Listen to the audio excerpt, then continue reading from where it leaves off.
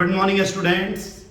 बच्चों, हम लोग PYQ एनसीईआरटी एग्जाम्पलर के सॉल्यूशन कर रहे थे और उसी सीरीज में हम लोग आगे स्टार्ट कर रहे हैं एनसीईआरटी एग्जाम्पलर के 11th का सम बेसिक कॉन्सेप्ट के क्वेश्चंस। 5 क्वेश्चन हमने बताया भी था, सॉल्यूशन में हमने वो पोस्ट भी किया था। 5 क्वेश्चन जो है हम लोग एक एक सीरीज में रखेंगे ताकि आप आराम से रिवीजन कर सकें। तो आइए हमसे जुड़ जाइए। ये मत देखिए कौन सा क्वेश्चन कठिन है आसान है। इस बार एनसीईआरटी एग्जाम्पलर के बहुत से क्वेश्चंस आने वाले हैं। तो चलिए हम लोग बिना लेट किए एनसीईआरटी एग्जाम्पलर का सम बेसिक कॉन्सेप्ट यानी मूल कॉन्सेप्ट का फर्स्ट क्वेश्चन देखते हैं। देखिए क्वेश्चन कह रहा है, 2 students perform the same experiment separately and each one of them recorded 2 readings of mass which are given below. Correct reading of mass is 3.0 gram. On the basis of given data mark the correct option. तो देखिए आपको 4 option दिए हुए हैं, 4 option दिए हुए हैं। यहाँ ए लिखना भूल गया है ना, तो यहाँ आप ए लिख दीजिए। 4 ऑप्शन दिए हुए हैं। अब क्या कह रहा है, पहले का आंसर आ रहा है, आप देखिए 3.01 2.99। आंसर कितना है 3। जब भी हम प्रैक्टिकल करते हैं बच्चों तो प्रैक्टिकल में क्या होता है, आंसर थोड़ा आसपास आता है, लेकिन जो हम एवरेज निकालते हैं, यानी अगर हम यहाँ एवरेज निकालें, अगर हम यहाँ एवरेज निकालें तो आप देखिए 3.01 और 2.99, अगर दोनों का एवरेज निकालते हैं तो कितना आएगा बच्चों 3.0। यस, 3.0 के बराबर है।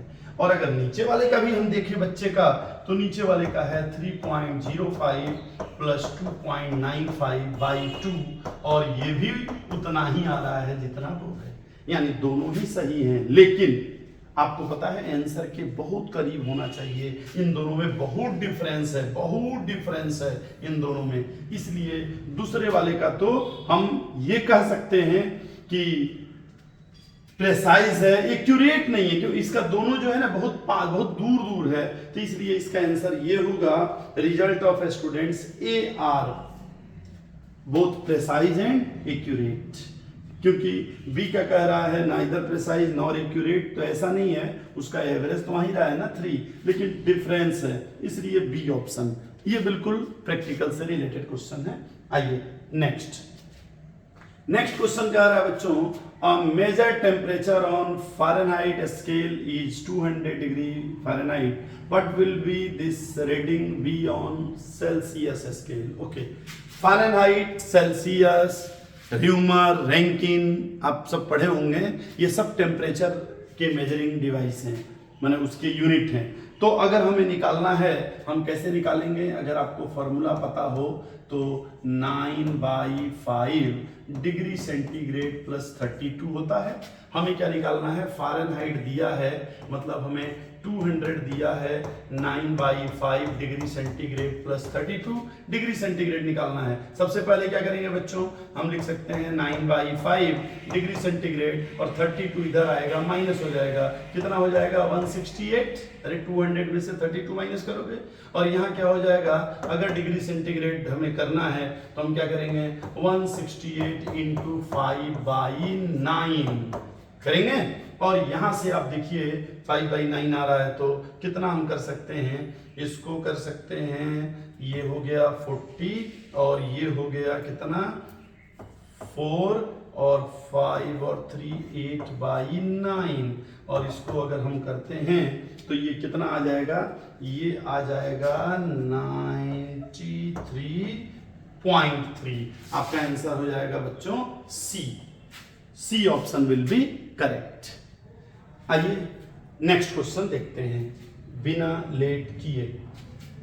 नेक्स्ट क्वेश्चन क्या कह रहा है, what will be the molarity of a solution which contains 5.85 gram of NaCl पर 500 ml। देखिए मोलरिटी निकालना है, आपको पता है कंसंट्रेशन आप पढ़े हैं, एक टेम्परेचर डिपेंडेंट, एक टेम्परेचर इंडिपेंडेंट, है ना। टेम्परेचर इंडिपेंडेंट में molarity, ppm, ppb, percentage by mass, ये सब आते हैं। और टेम्परेचर डिपेंडेंट में जिसमें वॉल्यूम हो मोलरिटी, नॉर्मेलिटी, है ना, परसेंटेज W बाई V। यहाँ क्या कह रहा है कि मोलरिटी की बात कर रहा है। मोलरिटी कैपिटल M से दिखाते हैं। क्या होता है मोलरिटी? मोल किसका? सॉल्यूट का। और नीचे वॉल्यूम, किसमें वॉल्यूम? लीटर में। यही तो फॉर्मूला होता है। तो हम मोल को क्या लिख सकते हैं बच्चों? Mass by molar mass. और यहाँ वॉल्यूम अक्सर ml में आता है, तो हम लोग करते क्या हैं? 1000 से मल्टीप्लाई कर देते हैं। तो अगर मैं यहाँ लिखूं, जरा देखिए, W भी कितना है? 5.85।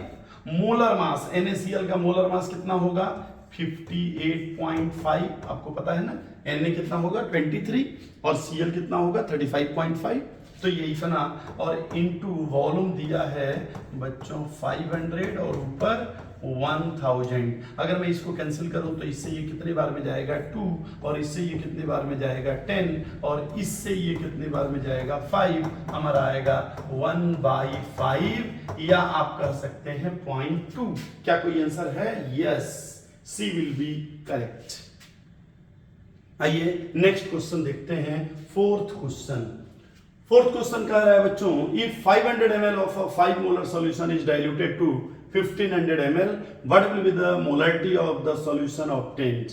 ओके, यहां भी वही कह रहा है मोलरिटी जो इसके पहले था, लेकिन ध्यान क्या देना है, आपसे कह रहा है कि एक सॉल्यूशन है जिसको डाइल्यूटेड टू, दो होता है, एक कहता है डाइल्यूटेड बाई, एक डाइल्यूटेड टू।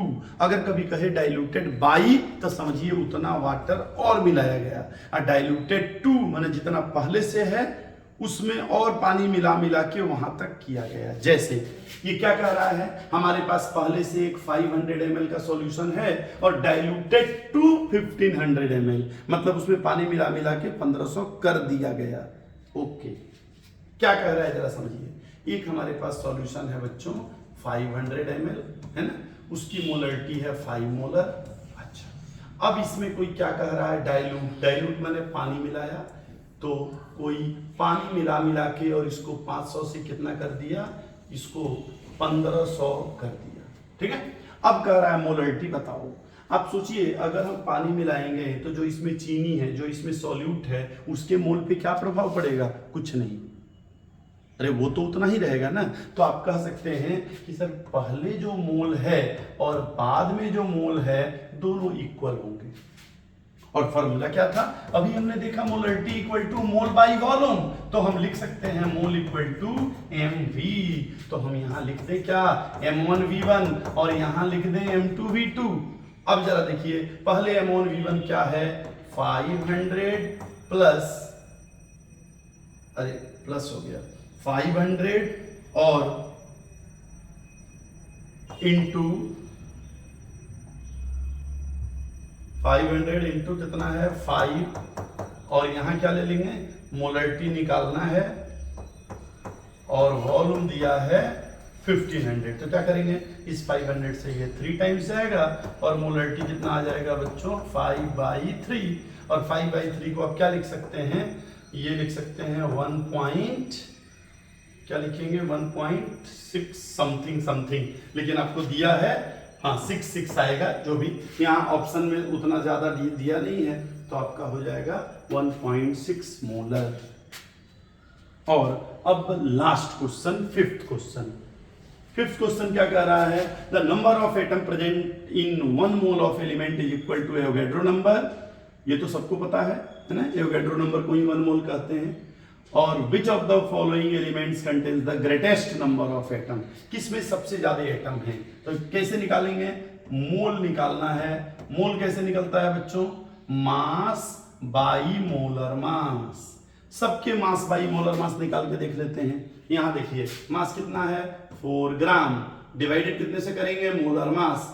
हीलियम का मोलर मास 4, कितना आ गया? 1 मोल। इसका 46, सोडियम का मोलर मास 23, कितना आया? 2 मोल। इसका 40, कैल्शियम का मोलर मास 40, कितना आया? 0.1। इसका 12, हीलियम का मोलर मास 4, कितना आया? 3। सबसे ज्यादा कौन सा है? यही तो पूछ रहे हैं, ग्रेटेस्ट नंबर। सबसे ज्यादा हीलियम, T। ठीक है बच्चों, तो इस तरह से आप लोगों का 5 क्वेश्चन हुआ। नेक्स्ट 5 क्वेश्चन के लिए ये देखिए, सब्सक्राइब कर लीजिए मोमेंटम एजुकेशन, ताकि जैसे अपलोड किया जाए सबसे पहले आपके पास नोटिफिकेशन आए। Thank you.